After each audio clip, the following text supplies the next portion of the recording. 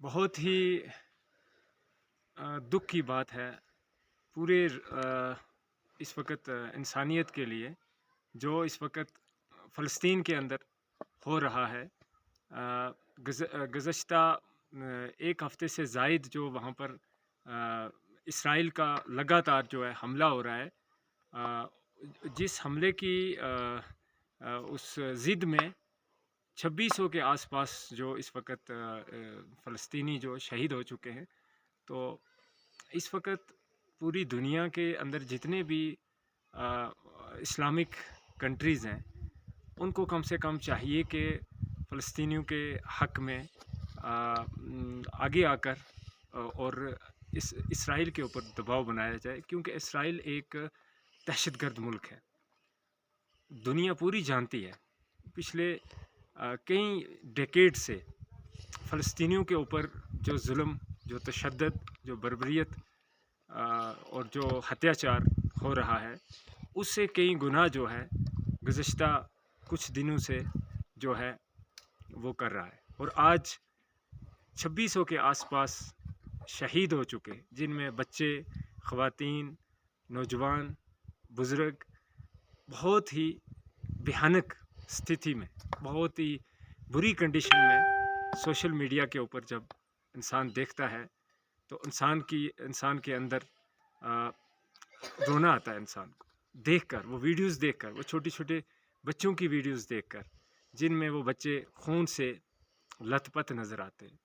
तो पूरी दुनिया के लिए और जितने भी ह्यूमन राइट्स हैं दुनिया के अंदर, कम से कम इसराइल जो एक बहुत ही दहशतगर्द, ये जितने भी असल में जितने भी ये ज़ायनिस्ट हैं, ये दहशतगर्द है।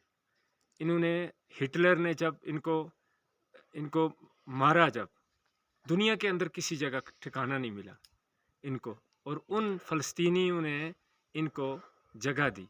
और आज उन फ़लस्तीनियों के ऊपर जो हो रहा है, और उन फ़लस्तीनियों को बार बार ये अल्टीमेटम देते हैं कि 2 दिन के अंदर, 1 दिन के अंदर, 24 घंटे के अंदर आप इस ज़मीन को छोड़कर कहीं चले जाएं। तो बहुत सारे फ़लस्तीनी जो हैं बेचारे अपने जान बचाने की खातिर अगर वो निकलें भी, लेकिन सारी अतराफ़ से जो है इसराइलियों ने उनको बिल्कुल एक कैद खाने के अंदर, एक जेल के अंदर जो है बंद करके रखा हुआ है। और हर तरह से उनको टॉर्चर किया जा रहा है। उनका पानी बंद किया हुआ है, उनकी लाइट बंद करके रखी हुई है।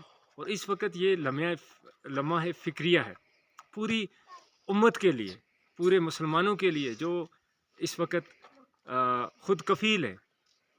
इस्लामिक जितनी भी कंट्रीज़ हैं, उनको शर्म आनी चाहिए। उनको चुल्लू पर पानी में डूब कर मरना चाहिए। कम से कम उन फ़लस्तीनियों के लिए इस मुश्किल घड़ी में उन तक राशन पहुंचाना चाहिए, जो वहाँ से हिजरत कर चुके हैं, जो इस वक्त विक्टिम बन चुके हैं उस वार के, उस जंग के, और जो बिल्कुल बेगुनाह है, जिनका कोई कसूर नहीं है।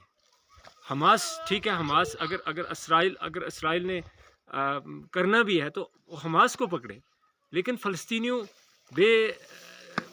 बेगुनाह फ़लस्तीनियों के ऊपर इस कदर जो है अत्याचार हो रहा है कि इंसान का कलेजा जो है वो मतलब फट जाता है जब देखता है इस तरह की इंसान वीडियोस। तो इंसान परेशान होता है कि देखो कि इस दुनिया के अंदर कितनी इस वक्त दरिंदगी जो है वो छा चुकी है।